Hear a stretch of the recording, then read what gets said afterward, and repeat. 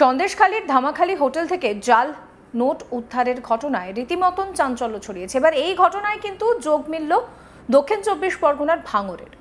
সন্দেশখালী ও পোলেরহাট থানার যৌথ অভিযানে উদ্ধার হয়েছে 3টি ল্যাপটপ, 4টে হার্ড ডিস্ক এবং বেশ কয়েকটি ফাইল। দক্ষিণ 24 পরগনার ভাঙড়ের ক্লোলবেরিয়ার এলাকায় সেখানে গত 7 মাস ধরে দোকান ভাড়া নিয়ে অবৈধ ব্যবসা চালাচ্ছিল সন্দেশখালী এলাকার বাসিন্দা সিরাজউদ্দিন মোল্লা। খাজাবাবা এন্টারপ্রাইজ নামে সেখানে চলছিল এই ব্যবসা। আর এই ব্যবসার সামনে যে ব্যবসাটা ছিল সেটা হচ্ছে টোটো এবং ইলেকট্রিক স্কুটারের ব্যবসা। আর এর পিছনেই রমরমিয়ে চলছিল অবৈধ জাল নোটের ব্যবসা, এই দাবি করছে পুলিশ। মঙ্গলবার 22 জুলাই দুপুরে সন্দেশখালী থানার পুলিশ আধিকারিকেরা ধৃতদেরকে সঙ্গে নিয়ে ভাঙড় ক্লোলবেরিয়া এলাকায় সেখানে অভিযান চালায়। ভাড়া দোকানঘর থেকে পোলেরহাট থানার সহযোগিতায় 3টে ল্যাপটপ, 4টে হার্ড ডিস্ক এবং বেশ কিছু ফাইল বাজেয়াপ্ত করে পুলিশ।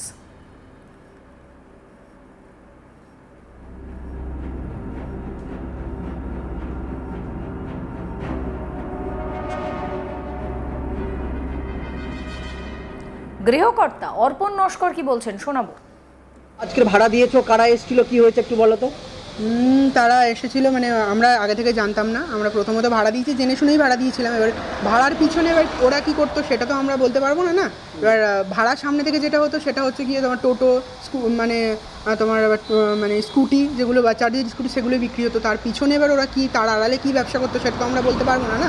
এবার এখানে হচ্ছে গিয়ে উপরের যে লিঙ্কটা, উপরতলায় যারা থাকে তাদের কোনো এখানে কোনো মানে ব্যাপার নয়, তারা ব্যাংকিংয়ের সঙ্গে যুক্ত, তারা ব্যাংকের কাজ করে যেহেতু।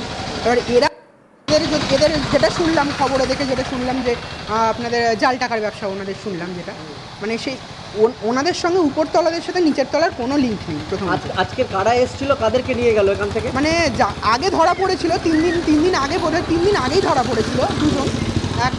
একজন মুসলিম আছে, একজন মনে হয় হিন্দু একজন আছে। এবার তাদের নামটা বেশ আমার সেইভাবে খেয়াল আসছে না।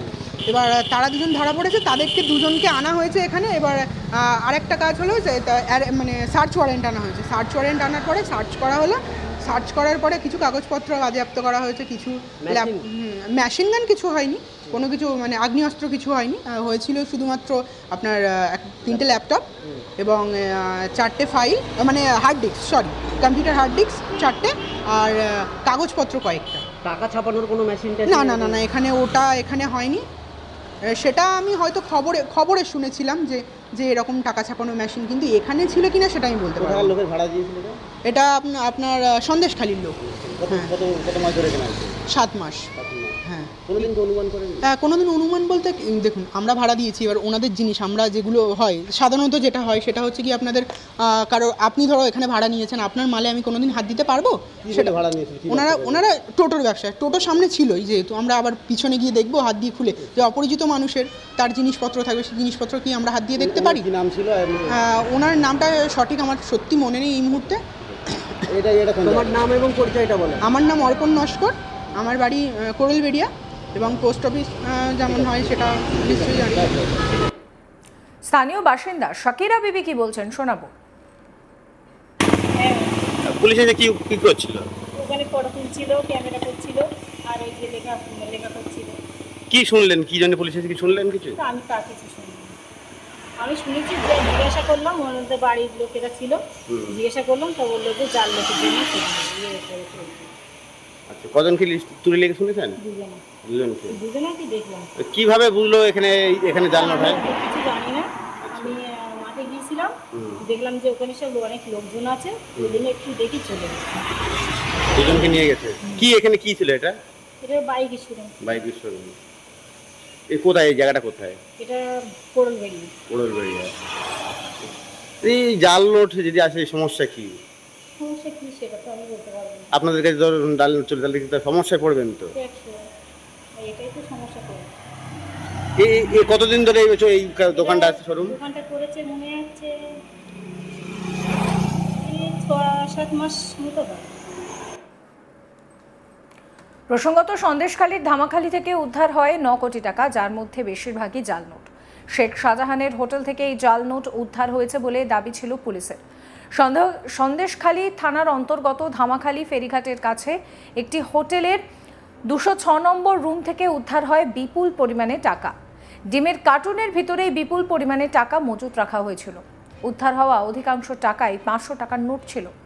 নোটের মধ্যে অধিকাংশ টাকাই ছিল জাল, অল্প কিছু টাকা আসল ছিল।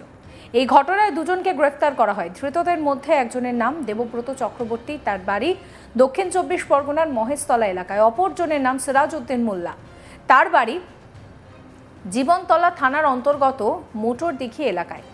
সন্দেশখালীর বিভিন্ন এলাকায় এখনো পর্যন্ত এমন অনেক টাকা মজুত রয়েছে বলে অনুমান পুলিশের। সকাল থেকে বিভিন্ন জায়গায় তল্লাশি চালায় পুলিশ। টাকার অঙ্ক আরও বাড়তে পারে বলেই দাবি করা হচ্ছে। এই হোটেলটি একসময় শেখ শাহজাহান এবং শিবু হাজরার ছিল।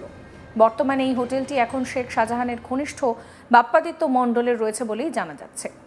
শনিবার 19শে জুলাই দীর্ঘক্ষণ ধরে এই বিপুল পরিমাণে টাকা গোনার কাজ চলে। হোটেল কর্মী রাহুল সরকার কি বলেছিলেন শোনাবো। পুলিশে নির্বাচন করেছে, পুলিশে দেখেছে, আমি অত কিছু জানি না। যেটা শোনা গেল তা নাম জাল নোট পেয়েছে, সেটা আমরা জানি না। দুজন গেস্ট এসেছিলেন, তারা রুম নিয়েছিলেন, তাদের ডকুমেন্টস সহ দিয়ে তারা নিয়ে রুম নিয়েছিলেন। ডকুমেন্টস শো করে তা আমরা রুম দিয়েছিলাম। তারপরে পুলিশ এসে নিজেই ইনভেস্টিগেশন করে ওদেরকে নিয়ে গেছে। সেটা আমি জানি না, ওগুলো আমি দেখিনি।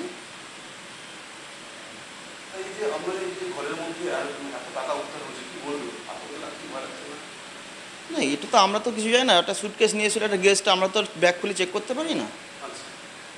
এখন ব্যাগের মধ্যে ওরা যেহেতু পেয়েছে, আমরা তো ওটা জানি না। আমরা যেহেতু ডকুমেন্টস আমাদের যেটা রুলস আছে, রুলসে করে আমরা রুমটা দিয়েছি। যেটা আমরা শোনা কথা, ওই সেটা জাল নোটই পেয়েছে। আমরা রাহুল সরকার।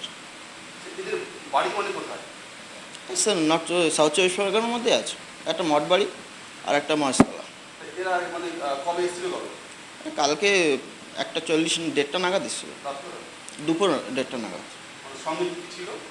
ব্যাগ ছিল, ব্যাগ ছিল 2-3খানা ব্যাগ ছিল। এই নিয়ে সেই সময় দাঁড়িয়ে তৃণমূল বিধায়ক সুকুমার মাহাতো কি বলেছিলেন শোনাবো। সন্দেশখালীর ধামাখালিতে একটা গেস্ট হাউস থেকে গতকাল রাত্রিরে সন্দেশখালী থানার পুলিশ 10 কোটি টাকার কাছাকাছি জাল নোট উদ্ধার করেছে এবং দুজনকে গ্রেপ্তার করেছে। এই বিষয়ে আপনি কি বলবেন বিধায়ক হিসাবে? কালকেরই আমি শুনেছি যে কিছু লোক ওই হোটেলটাকে ব্যবহার করে বিস্কুটের পেটিতে প্রায় 18 পেটি টাকা, যেগুলো জাল নোট আছে, তারা ওইখানে রেখেছিল এবং পুলিশ জানতে পারার পরে পুলিশ সেগুলো তদন্ত করার পরে ওদের অসঙ্গতি দেখার পরে সেগুলো ওরা চাপ দিয়ে সেখানে ঘরটা খোলায় এবং টাকা উদ্ধার করে। ঘটনা হচ্ছে সন্দেশখালীর এত টাকা উদ্ধার, আমার মনে হয় এরকম গভীর কোনো চক্রান্ত আছে।